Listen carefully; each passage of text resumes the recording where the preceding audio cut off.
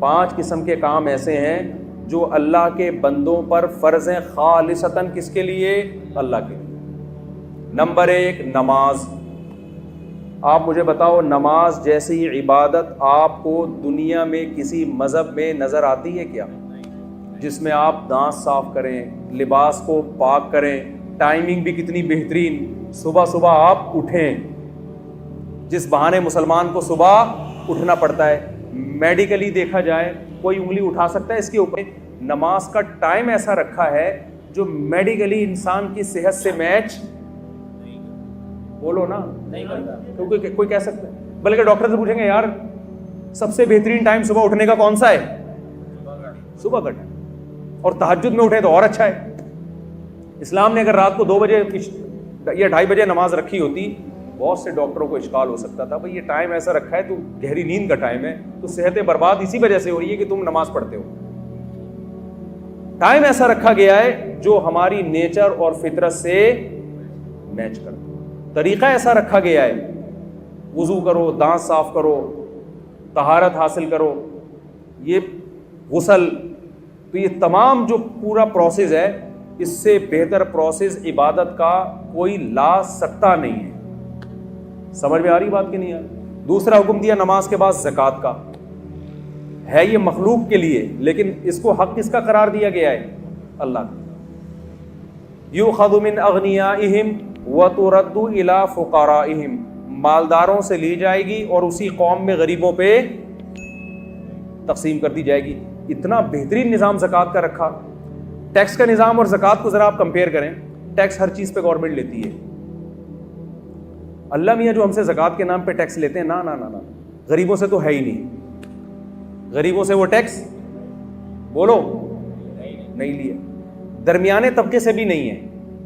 3 قسم کے طبقے ہیں اسلام میں، ایک مالدار جن سے زکوٰۃ لی جاتی ہے، دوسرا غریب جن کو زکوٰۃ دی جاتی ہے، تیسرا درمیانی طبقہ کہ نہ لی جائے گی اور نہ ان کو دی جائے گی، نہ یہ غریبوں کی کیٹیگری میں آتے ہیں کہ زکوٰۃ لے لیں، اور نہ اتنے مالدار ہیں کہ ان سے زکوٰۃ لی جائے۔ پھر جن مالداروں سے لی جاتی ہے اس میں کتنی آسانی رکھ دی، اس مال میں لی جاتی ہے جو بڑھنے والے اموال ہیں، آپ کے استعمال کی چیزوں پہ زکوٰۃ، کیونکہ گاڑی ایسے نہیں ہے 1 سے 2 ہو جائے، گھر ایسا نہیں ہے آپ رہ رہے ہیں تو 1 سے 2 ہو جائے، تجارتی مال پہ جو بیچنے کے لیے خریدا ہو، جو چیزیں بیچنے کے لیے خریدی جاتی ہیں وہ 1 سے 2، 2 سے 4، 4 سے 8، تو اللہ نے کہا ان میں گروتھ ہے، لہذا ان میں سال میں صرف ایک دفعہ 2.5% تم نے میرا حق مجھے دینا ہے، اور دینا کس کو ہے؟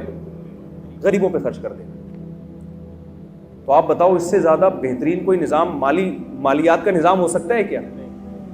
کوئی نظام نہیں ہو سکتا۔ تیسرا اللہ نے کیا حکم دیا؟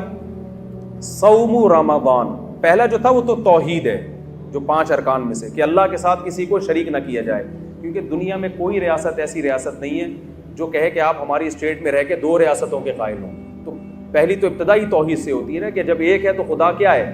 بس ایک ہی ہے، اسی کی مان کے چلنا ہے۔ چوتھا حکم اسلام نے دیا ہے رمضان کا۔ چوتھا حکم کیا دیا ہے؟ رمضان، جس کے استقبال پر آج میں نے بیان کرنا تھا، لیکن میرے بیانات میں ہمیشہ تمہید لمبی ہوتی ہے اور ٹاپک پر بات کم ہوتی ہے، کیونکہ اس تمہید کے بغیر میں اگر ٹاپک پر بات کروں گا نا تو وہ 5 منٹ کی بات بھی کوئی 5 گھنٹے میں بھی سمجھ میں نہیں آئے گی، اور جب تمہید لمبی ہو جاتی ہے تو پھر وہ 5 منٹ کی بات بھی انشاءاللہ 5 منٹ میں سمجھ میں آ جاتی ہے۔ تو انہی میں سے اللہ میاں نے ایک حکم یہ بھی دیا ہے کہ میرے جو مجھے مانتے ہیں اور یہ مانتے ہیں کہ اس کائنات کو میں چلا رہا ہوں، اس کائنات کا بنانے والا میں ہوں، تو یہ خالی پیلی کے دعوے میں قبول نہیں کروں گا، کچھ کر کے دکھانا پڑے گا جس سے پتہ چلے گا کہ واقعی تم مجھے مانتے ہو۔ آپ جب کسی سے محبت کا دعویٰ کریں تو فری پھوکٹ کے دعوے آج کل چلتے ہیں۔ آپ بیگم سے کہیں مجھے تم سے بہت زیادہ محبت ہے، بہت زیادہ بیگم، میں بس مفتی طارق مسعود کے اتنی دفعہ بیان سن چکا ہوں پھر بھی مجھے کبھی دوسری شادی کا خیال نہیں آیا، کیونکہ مجھے تم سے بہت زیادہ محبت ہے۔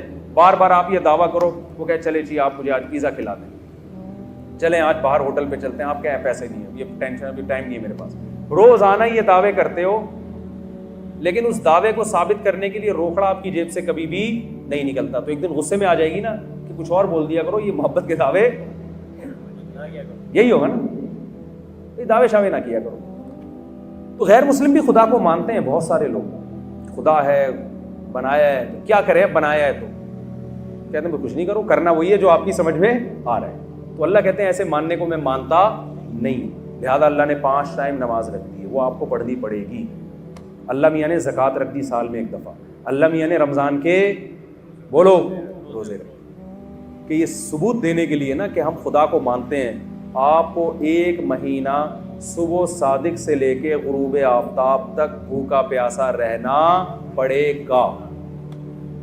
اس میں یہ چھوٹ رکھ دی کہ بیمار اور مسافر اس سے کیا ہیں, مستثنی. یہ بھی نیچرل ہے, ورنہ بیماروں کے لیے کتنا بڑا عذاب بن جاتا ہے رمضان کا روزہ, کتنی بڑی ٹینشن بن جاتی ہے. تو وہ دو کو کیا کر دیا, یہ خارج کر دیا, آسان رکھا اس میں. لیکن خوب سمجھ لیں, اللہ کے احکام آسان تو ہوتے ہیں لیکن اس میں لچک نہیں ہوتی. مثال کے طور پر وضو کے لیے پانی نہیں ہے تو تیمم کرنا پڑے گا آپ کو. ایسا نہیں ہو سکتا کہ آپ کہیں کہ یار چلو وضو کے لیے پانی جب ہے ہی نہیں تو تیمم میں 2 دفعہ ہاتھ ہی مٹی میں مارنا ہی چھوڑو, ایسے ہی نماز پڑھ لو. آپ کچھ بھی کریں گے ایسے نماز آپ کی قبول نہیں ہوگی. اور یہ بھی نہیں ہو سکتا کہ یار چلو چھوڑ دو, آج چھوڑنے کا آپشن بھی نہیں ہے. یعنی یہ تو کر دیا سفر میں 2 رکعتیں پڑھ لیں آپ, لیکن چھوڑنے کا آپشن نہیں رکھا. چھوڑنے کے تو یہ میدان جنگ میں لڑ بھی رہے ہو تو نماز کے ٹائم پہ آپ کو نماز پڑھنی پڑے گی. طریقہ بدل دیا کہ گھوڑے پہ سوار ہو تو وہی سواری پہ پڑھ لو. اس سے پتہ چلتا ہے کہ اسلام کے احکام میں آسانی ہے جتنی اللہ نے ڈال دی, اس کے بعد نو کا آپشن آپ کے پاس نہیں رہتا. ہمارے ہاں بہت سے لوگ رمضان میں یہ کرتے ہیں کہ جی چونکہ اللہ نے مسافروں کو چھوٹ دے دی ہے, بیماروں کو چھوٹ دے دی ہے, اس سے خود یہ نتیجہ نکالنے لگتے ہیں اس کا مطلب اللہ بڑا غفور رحیم ہے, کوئی ٹینشن ہو تو چھوڑ سکتے ہیں آپ. نا نا نا نا نا نا, سفر اور بیماری کے علاوہ اب چھوڑنے کا آپشن آپ کے پاس نہیں. شدید ترین گرمی ہے, نہیں چھوڑ سکتے. آپ مزدور ہیں, آپ نے دوپہر گرمی میں کنواں کھودنا ہے تو بھی آپ رمضان کا روزہ نہیں چھوڑ سکتے. یہ اس عذر کو عذر مانا نہیں گیا ہے. لوگ اکثر ہم سے پوچھتے, گرمی کے روزوں میں خاص طور پہ زیادہ پوچھا کرتے تھے کہ ایک مزدور دوپہر کو کدال چلاتا ہے, کنواں کھودتا ہے, وہ تو ناممکن ہے کہ رکھے وہ روزہ, وہ تو مر جائے گا پیاس سے. میں اس سے کہتا تھا بھائی یہ چونکہ میرا مذہب میں بنائے با دین تو ہے نہیں, ہوتا تو اسمبلیوں میں تو قانون ہو جاتا ہے نا کہ یار یہ تھوڑی پبلک کو ٹینشن ہو رہی ہے.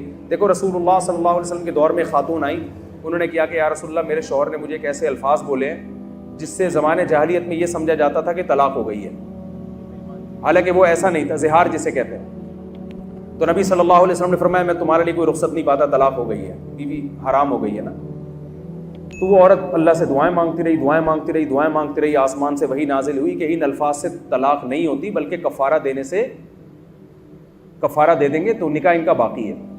اس سے ہمیں کیا پتہ چلتا ہے کہ رسول اللہ صلی اللہ علیہ وسلم نے اس خاتون کو یہ نہیں کہا میں مشورہ کر کے قانون چینج کر دیتا ہوں, تمہاری ٹینشن مجھ سے دیکھی نہیں جا رہی تو میں صحابہ کو بلاتا ہوں, ایسا کرتے ہیں ہم کچھ اس پہ غور و فکر کر کے سوسائٹی کے حساب سے اس کو ذرا طلاق کے حکام میں کچھ چینجنگ لے آتے ہیں. نا نا نا نا, اللہ میاں نہیں چینج کر دیا تو ہو گیا, خود سے نہیں ہوتا. تو خوب سمجھ لیں مفتی کا کام لوگوں کو اللہ کا قانون بتانا ہے, سوسائٹی کے حساب سے چینج کر کے اس کو ایسا بنا دینا کہ اس میں سوسائٹی اس کو قبول کر لے. یہ مولانا صاحب کے بولے نا, یہ نہیں بس میں نہیں. لوگ ہم سے پوچھتے ہیں نا 3 طلاقیں دے کے بہت پوچھ رہے تھے, کوئی گنجائش نہیں کہتے بھائی ہمیں تو, وہ رو رہے ہوتے ہیں, بلک رہے ہوتے ہیں, بھائی ہمارا تو ہم تو پیغام پہنچا دیں گے, اللہ میاں نے جب آپشن رکھا ہی نہیں ہے تو ہم کیا کریں. آپ ابھی اللہ میاں سے جا کے لڑ لینا قیامت کے دن. تو یہاں بھی یہی مسئلہ ہے کہ اسلام نے نا روزہ چھوڑنے کا آپشن بیمار اور مریض کے علاوہ کسی کے لیے نہیں رکھا. اب لوگ کہہ رہے ہوتے ہیں مزدور بیچارہ کیا کرے, تو ہم اس سے کہتے ہیں کہ دیکھو ہمیں اسلامی قانون میں یہ ملتا ہے کہ مزدور اگر صحت مند ہے, سفر میں نہیں ہے, تو ملازمت تو سب کی الگ الگ ٹائپ کی ہوتی ہے نا. کوئی ایئر کنڈیشن میں بیٹھ کے جاب کرے گا, کوئی جناب گڑھا کھودے گا. تو اب ایسا کوئی اسلام نے معیار نہیں رکھا کہ جس کو 1 گھنٹہ مزدوری کرنی ہے تو وہ روزہ چھوڑ سکتا ہے, جس کو 2 گھنٹے کرنی ہے یا آدھے گھنٹے کرنی ہے وہ نہیں. ایسا ہی کچھ نہیں ہے, سب کے لیے برابر ہے. ہاں یہ ضرور ہے کہ روزہ وہ رکھے, اور اگر حالت غیر ہو جائے روزہ رکھ کے, ناقابل برداشت حالت ہو جائے تو پھر توڑنے کی اجازت ہے, بیمار ہونے کا خطرہ ہو. کیونکہ جیسے بیمار کو روزہ چھوڑنے کی اجازت ہے, ایسے ہی بیماری کے خوف میں آپ کو روزہ توڑنے کی بھی بولے نا بھائی اجازت. جیسے شوگر کے پیشنٹ نے روزہ رکھ لیا, بعد میں دیکھا شوگر بہت ڈاؤن ہو رہی ہے, حالت خراب ہو رہی ہے, تو روزہ وہ توڑ سکتا ہے. تو اب یہ شوگر کے ساتھ خاص نہیں ہے. مزدور کو اگر یہ خطرہ ہو گیا کہ مجھے پیاس اور اتنی زیادہ لگ رہی ہے کہ میں نے اگر روزہ نہیں توڑا تو میں بے ہوش ہو جاؤں گا یا خدا نخواستہ مر جاؤں گا یا میرے شوگر لیول ڈاؤن ہوگا جس سے کوئی بھی بیماری ہونے کا خطرہ ہے, تو جب اس کا یہ خیال اور غالب گمان ہو کہ ایسا ہو جائے گا تو ایسی کنڈیشن میں اسلام اس کو روزہ توڑنے کی اجازت دیتا ہے. تو علماء کہتے ہیں جو کوئلے کی کان میں کام کرتے ہیں نا, روزانہ روزہ رکھیں گے اور روزانہ حالت غیر ہونے پر روزہ توڑیں گے, کیونکہ چھوڑنے کی دلیل نہیں ہے, توڑنے کی ہے. بہت مشکل ہے بات سمجھانا, میرا خیال نہیں آ رہی سمجھ. ہمارے غامدی صاحب نے تو فتویٰ دے دیا کہ کل آپ کا پیپر ہے تو بھی آپ روزہ چھوڑ سکتے ہیں.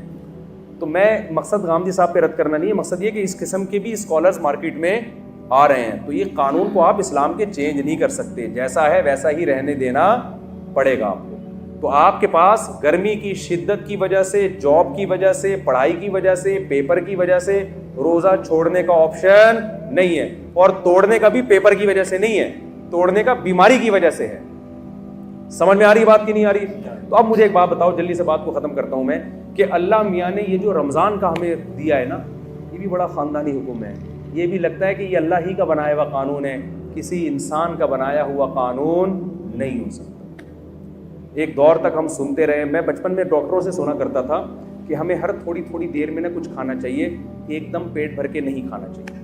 مجھے شروع سے یہ بات میری کھوپڑی میں نہیں آتی تھی, یہ نیچر کے خلاف ہے.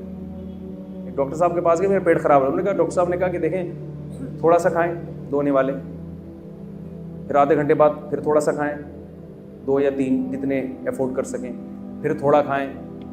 میں نے کہا ڈاکٹر صاحب ہماری بکری کو تو میں نے اس اسٹائل میں دیکھا ہے, کبھی کسی انسان کو میں نے اس طرح کھاتا ہوا نہیں. اگر یہ نیچرل ہوتا تو سب سے پہلے محمد صلی اللہ علیہ وسلم کا طریقہ ہوتا, جو اللہ کے پیغمبر تھے. آپ کا کوئی کام نیچر کے خلاف نہیں تھا. وہاں تو 2 کھانے ملتے ہیں, ناشتہ بھی نہیں ملتا ہمیں. بک رہتا ہوں عشیہ, آپ صلی اللہ علیہ وسلم دوپہر سے پہلے کھایا کرتے تھے صحابہ کے دور میں, اور مغرب کے بعد کھایا کرتے تھے. یہ 2 ٹائم تھے کھانے کے. ناشتے کا لفظ عربی ڈکشنری میں آپ کو نہیں ملے گا, حالانکہ عربی بڑی فصیح اور بلیغ زبان ہے. فطور جو آج عربی میں ہے یہ جدید عربی میں ہے, فطور ناشتے کو کہتے ہیں. قدیم عربی میں ناشتے کا لفظ بولیں نہیں. بلکہ میں اور آپ کی جنرل نالج کے لیے ایک بات بتاؤں, انگریز کے بر صغیر میں آنے سے پہلے آپ کو اپنے باپ دادا کی ڈکشنری میں بھی ناشتے کا لفظ نہیں ملے گا. یہ انگریزوں نے ناشتہ متعارف کروایا ہے. سمجھ میں آ رہی ہے بات کہ نہیں آ رہی؟ تو یہ تھا ہی نہیں, یہ مسلمانوں میں آیا گوروں کے آنے کے بعد ہے. چائے بھی, سگریٹ بھی, گٹکے بھی, پان بھی, یہ ساری چیزیں یہ انگریزوں کے آنے کے بعد آئی ہیں. ورنہ مسلمان کلچر ان تمام چیزوں سے کیا تھا, پاک تھا. وہ جانتے ہی نہیں تھے یہ کیا ہوتا. تو چائے پیئیں نہ, میں بھی پیتا ہوں, میں یہ نہیں کہ چھوڑ دیں آپ, پیئیں نہ پیئیں وہ آپ کا ہیڈیک ہے. بتانے کا مقصد یہ کہ یہ ساری چیزیں یہ بعد میں آئی ہیں, یہ ہمارا کلچر نہیں ہے. تو ان میں ناشتہ بھی بعد میں آیا ہے. 2 ٹائم کا کھانا ہے. اب سنا ہے ڈاکٹر یہی کہہ رہے ہیں کہ 2 ٹائم کھایا کرو, تمیز کا کھانا یہی ہوتا ہے 2 ٹائم کا. واللہ عالم, یہ ڈاکٹروں کی فیلڈ ہے کہ ڈاکٹر صاحب سے ہی پوچھیں آپ. تو اب آپ کو پتہ ہے مسلم فاسٹنگ کے نام پہ ایک بڑی تحریک چل رہی ہے ڈاکٹروں کی طرف سے. 16 گھنٹے کی فاسٹنگ, خاص طور پر جن کے ویٹ زیادہ ہیں. زیادہ تر تو کے ویٹ کیا ہیں, زیادہ ہی ہے نا میرا خیال. میں نے بہت کم لوگ دیکھے کولیسٹرول کی کمی ہو جن میں, ایسے بہت دیکھیں. اچھا آپ جتنے لوگ مر رہے ہیں, مجھے ایک بات بتاؤ, کوئی ڈاکٹر صاحب بیٹھے ہیں تو ان سے پوچھیے گا کوئی ایک بندہ دکھائیں ہسپتال میں جو خوراک کی کمی سے مر رہا ہو. کوئی ہے ایسا بندہ؟ کتنی مہنگائی ہو جائے, کتنی غربت ہو جائے, ڈالر کتنا ہی اوپر چلا جائے, پھر بھی بھوک سے مرنے والوں کا ریشو ہمارے سوسائٹی میں کم ہے, کھا کے مرنے والوں کا ریشو. تو ہمیں جو حکم دیا ہے نا اس میں روحانی قوت بعد میں ہے, ہمارے جسم اور باڈی کا فائدہ پہلے. علماء ایک زبردست بات کہتے ہیں کہ مال کی زکوٰۃ پیسہ ہے, باڈی کی زکوٰۃ کیا ہے, بولیں روزہ. جیسے مال کی زکوٰۃ دینے سے حدیث میں آتا ہے کہ یہ میل کچیل ہے جو آپ کے مال سے نکل جاتا ہے, تو اسی طرح باڈی کی زکوٰۃ سے بھی آپ کی باڈی کا میل کچیل کیا ہوتا ہے, روزے کے ذریعے نکل جاتا ہے. یہ اللہ کی بہت بڑی ہم پر نعمت اور رحمت ہے. اور اس میں یہ تو جسمانی فائدہ ہے, روحانی فائدہ کیا ہے, یہ بہت اہم ہے. قرآن کیا کہتا ہے؟ لعلکم تتقون, اے ایمان والوں تم پہ روزے فرض کیے گئے تاکہ تمہارے اندر تقوی پیدا ہو. تقوی عربی میں کہتے ہیں بچنے کو. دیکھیں آج کامیابی اسے سمجھا جاتا ہے کہ آپ کی ساری خواہشات پوری ہو جائیں. یہ بہت بڑی بھول ہے. جن لوگوں کی ساری خواہشات پوری ہوتی ہیں وہ ڈپریشن کے مریض بنتے ہیں اور بالآخر وہ خودکشی کی طرف ان کی طبیعت مائل ہوتی ہے. انسان کی باڈی کو اللہ نے ایسا بنایا ہے کہ ایک خواہش پوری ہوئی وہ 4 خواہشیں پیدا کر کے ختم ہوتی ہے. پھر وہ 4 خواہشیں پوری ہوئیں تو ایسا نہیں کہ اطمینان ہو جائے, وہ 4000 خواہشیں پیدا ہو چکی ہوتی ہیں. ما قضى احد منها لبانته ولن انتهى عرب الا الى عربی. شاعر کہتا ہے دنیا میں کسی کی ایک خواہش پیدا ہوتی ہے, ہزاروں انڈے بچے دے کے جاتی ہے وہ خواہش. تو پھر ایک اسٹیپ ایسا آتا ہے کہ آپ کی ایک خواہش بھی اگر پوری نہ ہو تو آپ اسٹریس اور ڈپریشن میں جانے لگتے ہو اور آپ کو خودکشی کے خیالات آنا شروع ہو جاتے ہیں. یورپ میں آپ جائیں, جس ملک میں سب سے کم ٹینشن ہے وہیں ٹینشن کا ریشو سب سے زیادہ ہے. نہیں آ رہی بات میرا خیال ہے. آپ کی ساری خواہشات اگر پوری ہو جائیں نا تو اس سے ٹینشن کبھی بھی ختم نہیں ہوتی. اس سے ٹینشن کیا ہوتی ہے؟ کیونکہ آپ میں مزید خواہشات جنم لیتی ہیں اور آپ کے اندر جو ریزسٹنٹ پاور ہے نا خواہشات پہ کنٹرول کرنے کی, اپنی منمانی زندگی کے خلاف چلنے کی, وہ صلاحیت آپ کے اندر ختم ہو جاتی ہے. روزہ آپ میں یہ کوالٹی پیدا کرتا ہے کہ آپ کی چاہتوں کے خلاف چلنے پر آپ کو مجبور کرتا ہے, جس سے آپ کے اندر اپنی خواہشات کو کنٹرول کرنے کی صلاحیت پیدا ہوتی ہے. کیونکہ انسان کی جو سب سے بڑی اور نیچرل خواہش ہے نا, جسے ہر شخص بلکہ ہر جانور بھی پورا کرنا چاہتا ہے, وہ ہے کھانا اور پینا. ہر چیز انسان سے برداشت ہوتی ہے, کھانے اور پینے کی چاہت پہ کنٹرول کرنا انسان سے برداشت نہیں ہوتا. سمجھ میں آ رہی بات کی؟ تو اسلام نے 1 مہینے کے لیے کیا کہہ دیا؟ جو آپ کی سب سے مرغوب چیز تھی نا کھانا اور پینا, اسی پہ پابندی لگا دی. تبھی آپ دیکھیں روزے میں کتنا عجیب سا ہوتا ہے انسان. صبح آفس جانے کا دل نہیں کر رہا کیونکہ وہ جو چائے پی کے جانے کی عادت تھی وہ چائے کیا ہو گئی. اور ٹائم کیسا رکھا ہے کھانے پینے کا؟ ایسا ٹائم کھانے کا رکھا ہے کہ دنیا میں کوئی بھی اس ٹائم پہ نہیں کھاتا. یعنی اللہ میاں نے اجازت دے بھی دی نا کھانے کی, تو ایک سحری کے ٹائم پہ کھاؤ. آپ مجھے بتاؤ, آپ اپنے بچے کا ولیمہ کر رہے ہو, لوگوں کو کارڈ چھپاؤ, لوگ پوچھیں بھائی کتنے بجے آنا ہے, آپ کہہ سکتے ہو بھائی 2 بجے کھانا ہوگا, 4 بجے بھی ہو جاتا ہے, لوگ عصر کے بعد بھی کر دیتے ہیں کیا چائے سموسے ہو جائیں گے. آپ رات کو بھی لیٹ نائٹ بھی کر دیتے ہیں 12:30. کبھی آپ نے دیکھا 3:30 بجے آپ نے کارڈ پہ چھپایا ہو؟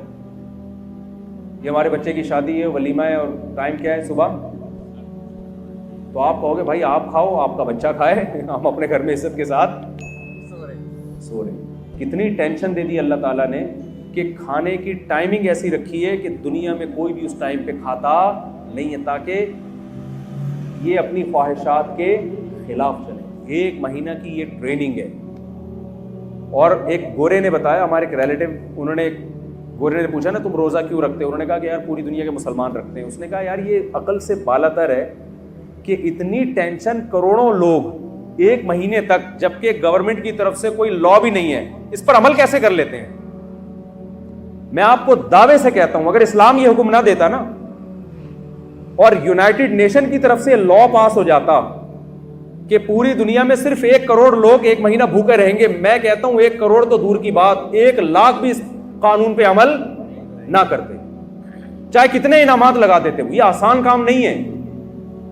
یہ محمد صلی اللہ علیہ وسلم کی صداقت کا پر لوگوں کو اطمینان ہے کہ آپ نے جو آرڈر دیا یہ آرڈر کس کی طرف سے ہے؟ خدا کی طرف سے.